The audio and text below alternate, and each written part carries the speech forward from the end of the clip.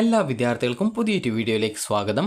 ഈ വർഷത്തെ polytechnic diploma കോഴ്സുകളിലേക്കുള്ള spot admission എന്താണ്, എല്ലാവരും അപേക്ഷിക്കണോ, ഓൾറെഡി അപേക്ഷിച്ചവരും അപേക്ഷിക്കേണ്ടതുണ്ടോ, അതുപോലെ പുതുതായിട്ട് രജിസ്ട്രേഷൻ ചെയ്യാൻ പറ്റുമോ എന്നിങ്ങനെയുള്ള വിദ്യാർത്ഥികളുടെ സംശയങ്ങൾക്കുള്ള ഉത്തരങ്ങളും അതുപോലെ എങ്ങനെയാണ് അപേക്ഷ സമർപ്പിക്കേണ്ടത് എന്നുള്ള ഡീറ്റെയിൽസും ഈ ഒരു വീഡിയോയിൽ വിദ്യാർത്ഥികൾക്ക് കൃത്യമായിട്ട് മനസ്സിലാക്കാൻ സാധിക്കുന്നതാണ്.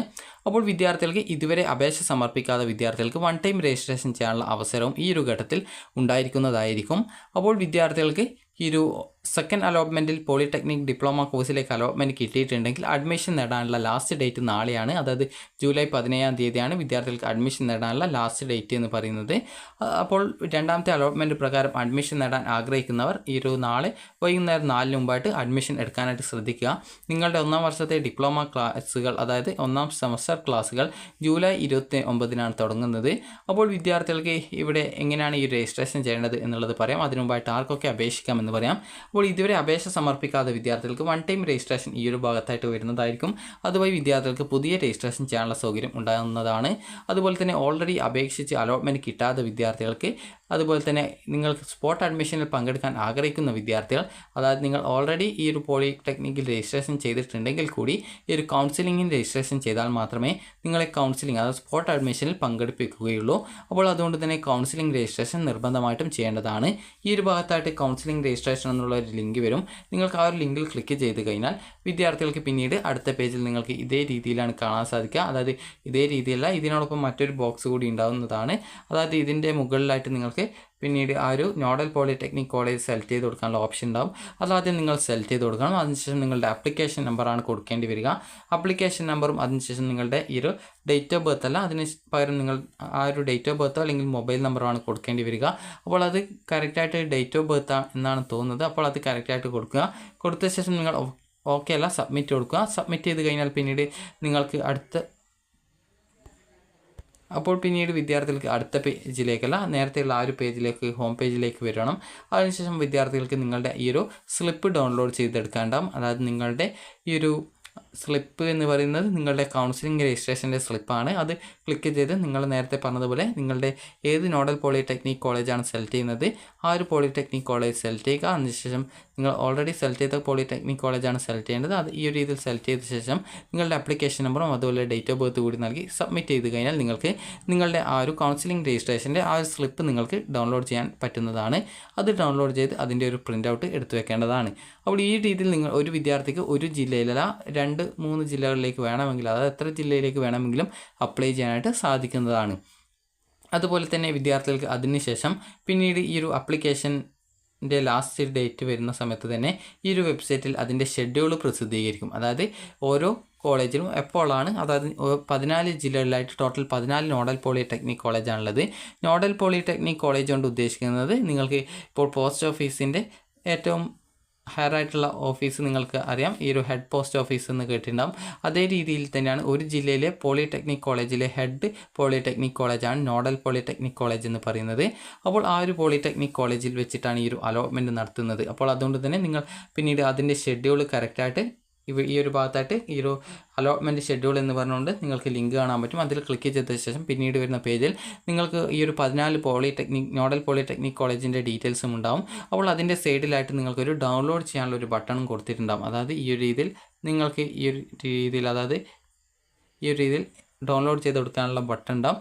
അതിൽ ക്ലിക്ക് ചെയ്ത് വിദ്യാർത്ഥികൾക്ക് നിങ്ങളുടെ ആ ഒരു ഷെഡ്യൂൾ നിങ്ങൾക്ക് ഡൗൺലോഡ് ചെയ്തെടുക്കാൻ സാധിക്കുന്നതാണ്. അപ്പോൾ ഓരോ ജില്ലയിലെ പോളിടെക്നിക് കോളേജിൻ്റെ നേരെയുള്ള, അത് നിങ്ങൾ ഏത് പോളിടെക്നിക് കോളേജായിരുന്നോ ഈ ഒരു കൗൺസിലിങ്ങിനായിട്ട് രജിസ്ട്രേഷൻ ചെയ്തത് അതിന് നേരെയുള്ള ആ ഒരു ഷെഡ്യൂൾ ഡൗൺലോഡ് ചെയ്തെടുക്കുകയും അതിനുശേഷം വിദ്യാർത്ഥികൾ അതിലെ ഷെഡ്യൂളിലെ ആ ഒരു സമയപ്രകാരം, അത് ഇന്ന റാങ്ക് മുതൽ ഇന്ന റാങ്ക് വരെ ഈ ഒരു സമയത്ത് രാവിലെ ഇത്ര സമയത്ത് പോകണം, അതിനുശേഷം ഇത്ര റാങ്ക് മുതൽ ഇത്ര റാങ്ക് വരെ ഉച്ചയ്ക്ക് 11 മണിക്ക് പോകണം, അങ്ങനെയൊക്കെ ആയിട്ട് ഷെഡ്യൂൾ കൊടുത്തിട്ടുണ്ടാകും. അപ്പോൾ നിങ്ങൾ ഏത് സമയത്താണ് നിങ്ങൾ ആ ഒരു പോളിടെക്നിക് കോളേജിൽ പോവേണ്ടത് അത് കറക്റ്റായിട്ട് മനസ്സിലാക്കി ആ ഒരു സമയം പോളിടെക്നിക് കോളേജിൽ പോവുക. അപ്പോൾ നിങ്ങളിപ്പോൾ ഒരു ജില്ലയിൽ കൊടുക്കുന്നതിന് പകരം ഇപ്പോൾ ഒരു 3-4 ജില്ലയിലേക്ക് അപ്ലൈ ചെയ്ത വിദ്യാർത്ഥികൾ ആണെങ്കിൽ എല്ലാ ജില്ലയിലും ഒരു ദിവസമാണ് ഈ ഒരു കൗൺസിലിംഗ് നടക്കുന്നതെങ്കിൽ നിങ്ങൾക്ക് എല്ലാ ജില്ലയിലേക്കും ഒരുമിച്ച് പോകാൻ സാധിക്കില്ല. അപ്പോൾ അതുകൊണ്ട് തന്നെ നിങ്ങൾ ചെയ്യേണ്ടത് ഒന്നുകിൽ നിങ്ങളുടെ അച്ഛൻ്റെയോ അമ്മയുടെയോ കയ്യിൽ അല്ലെങ്കിൽ നിങ്ങളുടെ ബ്രദേഴ്സിൻ്റെ കയ്യിൽ നിങ്ങളുടെ ഓതറൈസേഷൻ ലെറ്ററും അതുപോലെ തന്നെ ആപ്ലിക്കേഷൻ്റെ പ്രിൻ്റ് ഔട്ടും കൊടുത്ത് അവരെ ആ ഒരു ജില്ലയിലെ പോളിടെക്നിക് കോളേജിലേക്ക് അയക്കുകയും അതിനുശേഷം നിങ്ങൾക്ക് അവരാണോ അതായത് നിങ്ങളിപ്പോൾ ആര് പോയടുത്താണ് നിങ്ങൾക്ക് ഫസ്റ്റ് അലോട്ട്മെൻറ്റ് അല്ലെങ്കിൽ ലാസ്റ്റ് അലോട്ട്മെൻറ്റ് കിട്ടുന്നത് അല്ലെങ്കിൽ നിങ്ങൾക്ക് ഇഷ്ടപ്പെട്ട കോഴ്സ് കിട്ടുന്നത് അപ്പോൾ അതിനനുസരിച്ച് നിങ്ങൾക്ക് അവിടെ അഡ്മിഷൻ നേടാൻ സാധിക്കുന്നതാണ്. അപ്പോൾ ഒരു ഉദാഹരണം പറയുകയാണെങ്കിൽ നിങ്ങളിപ്പോൾ ഒരു പോളിടെക്നിക് കോളേജിൽ നിങ്ങൾ പോയി മറ്റൊരു പോളിടെക്നിക് കോളേജിൽ നിങ്ങളുടെ അച്ഛനെ അയച്ചു, അതുപോലെ തന്നെ മറ്റൊരു പോളിടെക്നിക് കോളേജിൽ നിങ്ങളുടെ ഒരു ബ്രദർ പോയി, അതിനുശേഷം മറ്റൊരു പോളിടെക്നിക് കോളേജിൽ നിങ്ങളുടെ മറ്റൊരു സഹോദരൻ പോയി.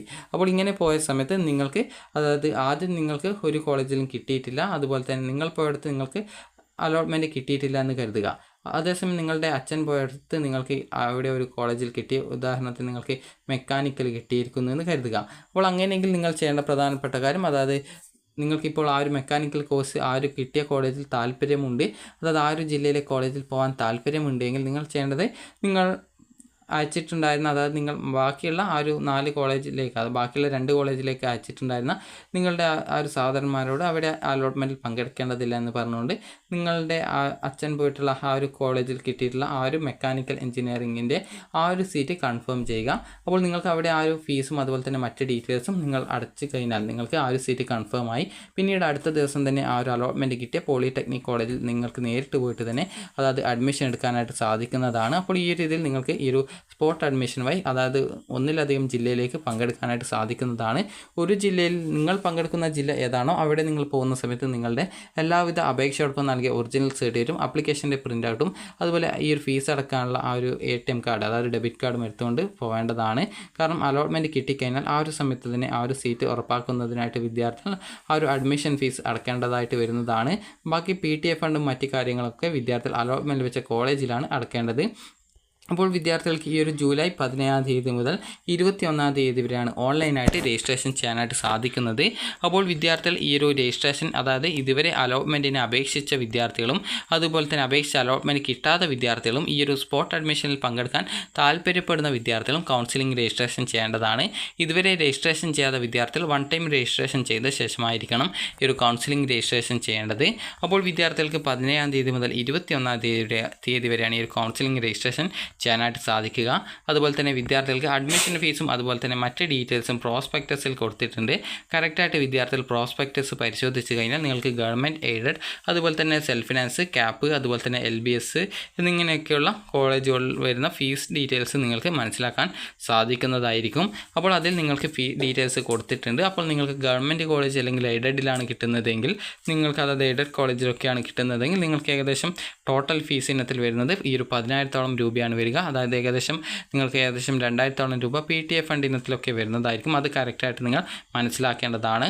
അപ്പോൾ വിദ്യാർത്ഥികൾക്ക് ഈ ഒരു വീഡിയോ ഉപകാരപ്രദമായിട്ടുണ്ടെന്ന് കരുതുന്നു. അതുപോലെ മറ്റൊരു ജില്ലയിലേക്ക് നിങ്ങളുടെ രക്ഷിതാക്കളെയോ അല്ലെങ്കിൽ നിങ്ങളുടെ സഹോദരന്മാരെയോ അയക്കുന്നുണ്ടെങ്കിൽ അവർക്ക് കൊടുക്കാനുള്ള അതായത് നിങ്ങളുടെ ഓതറൈസേഷൻ ലെറ്ററിനുള്ള ഫോമാറ്റ് ഈ ഒരു ഭാഗത്ത് കൊടുത്തിട്ടുണ്ട്. അതായത് ഒരു ഡൗൺലോഡ്സിൽ ഈ ഒരു പോളിടെക്നിക് വെബ്സൈറ്റിലെ ഡൗൺലോഡ്സിൽ നിങ്ങൾക്ക് ഈ ഒരു ഫോം ഓഫ് ഓതറൈസേഷൻ ലെറ്റർ എന്ന് പറഞ്ഞുകൊണ്ട് ഇവിടെ കൊടുത്തിട്ടുണ്ട്. ജസ്റ്റ് അത് ഡൗൺലോഡ് ചെയ്ത് എടുത്താൽ മതിയാകും. അതിനുശേഷം അത് നിങ്ങൾ പൂരിപ്പിച്ച് നിങ്ങൾ നൽകിയാൽ മതിയാകും. അപ്പോൾ വിദ്യാർത്ഥികൾക്ക് ഈ ഒരു വീഡിയോ ഉപകാരപ്രദമായിട്ടുണ്ടെന്ന് കരുതുന്നു.